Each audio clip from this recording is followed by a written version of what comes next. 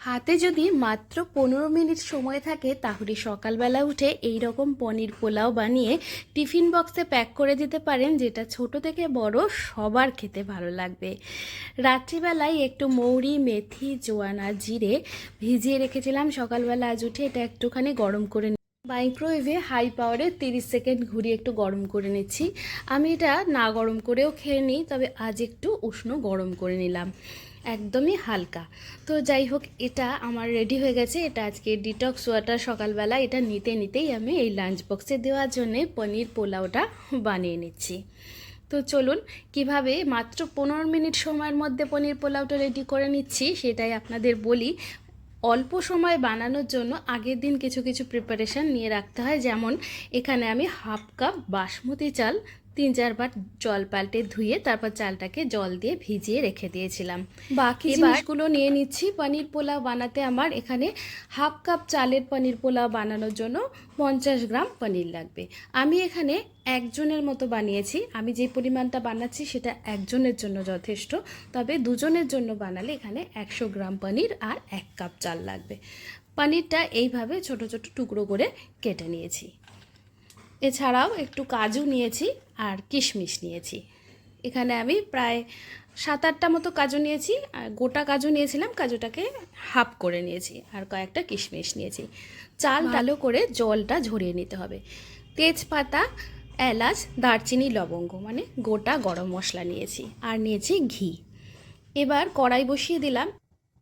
এর মধ্যে 1 টেবিল চামচ সাদা তেল দিয়েছি। এই তেলের মধ্যে পনিরের টুকরোগুলো একটু ভেজে নেব।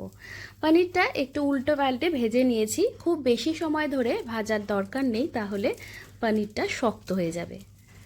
পনিরটা ভেজে নেওয়া হয়ে গেছে, এবার তুলে আলাদা করে রেখে দেব। এবার এই তেলের মধ্যে 1 চামচ ঘি দিয়েছি। এই পনির পোলাওটা বানাতে 15 থেকে 20 মিনিট মতো সময় লাগে, তবে আগের দিন একটু প্রিপারেশান নিয়ে রাখতে হয়। যেমন চালটা আগের দিন রাতেই ভিজিয়ে রেখে দিতে হয়।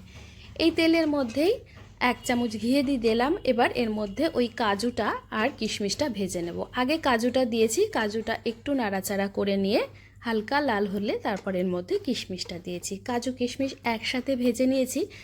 এর মধ্যেই ফোড়নটা দিয়ে দিয়েছি। কাজু কিশমিশটা আর আলাদা করে তোলার কোনো দরকার নেই।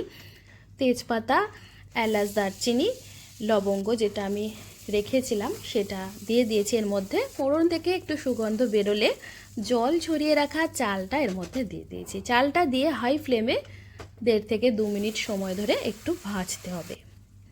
চালের রঙটা যখন স্বচ্ছ হয়ে আসবে, একটু ঝনঝনে শব্দ হবে, ঠিক সেই সময় জল দিয়েছি। আমি এই যে কাপটা দেখছেন, এই কাপটা 1 কাপ চাল দিয়েছিলাম। এটা মেজারমেন্ট কাপের হাফ কাপ, অর্থাৎ গ্রাম হিসেবে 100 গ্রামের একটু বেশি হবে। তারপর এই কাপ মেপেই যা চাল নিয়েছি তার ঠিক ডাবল মানে 2 কাপ জল দিয়েছি। একটু গরম জল করে রেখেছিলাম, উষ্ণ গরম জল, সেটাই দিয়েছি। তারপর ঢাকা দিয়ে একদম কম আঁচে 6-7 মিনিট রান্না করে নেওয়ার পর তারপরে এইভাবে ঢাকাটা খুলে দেখবেন একটু রস রস মতো থাকবে। সেই সময় পনিরটা আর 2 চামচ চিনি মিশিয়ে দিয়েছি। পনিরটা এইভাবে হালকা হাতে চালের সাথে মিশিয়ে নিতে হবে। এরপর ঢাকা দিয়ে আবারও লো ফ্লেমে আরও 2 মিনিট মতো রান্না করে নিয়েছি। 2 মিনিট হয়ে গেলে গ্যাসের ফ্লেমটা অফ করে আরও 3-4 মিনিট একটু স্ট্যান্ডিং টাইমে রাখলেই তৈরি ভীষণ টেস্টি পনির পোলাও।